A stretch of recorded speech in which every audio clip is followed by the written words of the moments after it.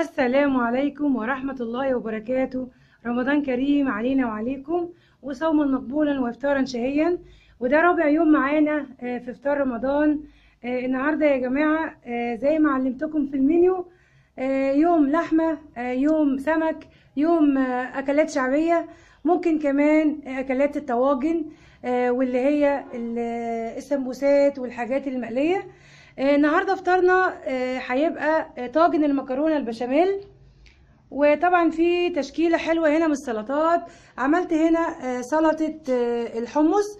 سلطه الحمص حضرتك بتسلقي الحمص عادي جدا، وتحطي عليه توم مفروم، وتحطي عليه نقطه خل وعصره ليمون وحبه كمون، وتقدري كمان ان انت تحطي عليه بقدونس وكزبره وبشر جزر وزي ما انت عايزه، وبتقلبي، وحبه ملح صغيرين حبيتي يعني.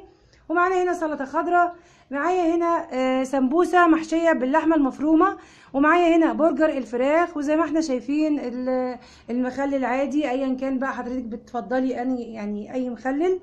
معايا هنا الشيبسي زي ما احنا شايفين. وهنا زي ما احنا شايفين طاجن المكرونه البشاميل، عملته شبه اللي بيتباع بره بالظبط. عملته لكم على القناه، وان شاء الله هسيبه لكم في صندوق الوصف. انا حبيت اقول لكم افكار الفطار بتاعتنا النهارده في رابع يوم رمضان، وكل سنه وانتم طيبين. وهبدا حالا اقطع المكرونه البشاميل واوزعها على الاطباق زي ما احنا شايفين. واتمنى الزبادي المتكرمله بالتمر تكون عجبتكم، لانها فعلا من ابداع ايمي. حتى لو كان في حد عمل زبادي بالبلح، فايمي عملت فكره جديده وكرملت التمر يا جماعه اللي هو شبه العجوه، كرملته وما بيطفوش على سطح الزبادي. وبعد ما تخلصي الزبادي بيبقى متكرمل في قاع الزبادي، شبه زبادي التوت والحاجات ديت اللي انتوا بتشتروها من بره.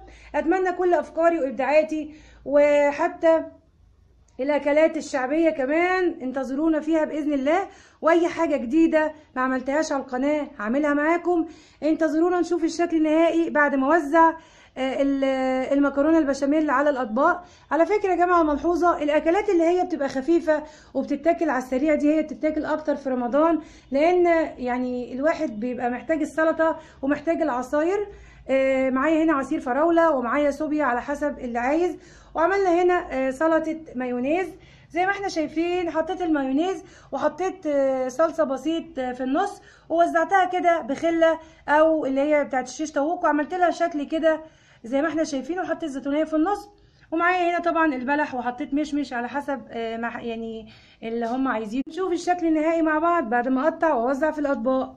خليكم معايا. رجعت لكم من جديد، وبعد ما قطعت خلاص المكرونه شايفين يا جماعه الجبنه سايحه ازاي، وادي طبقه اللحمه ما شاء الله مشهيه، اللهم اني صايمه. لسه المغرب دلوقتي فاضل له كام دقيقه ويبدا ان شاء الله.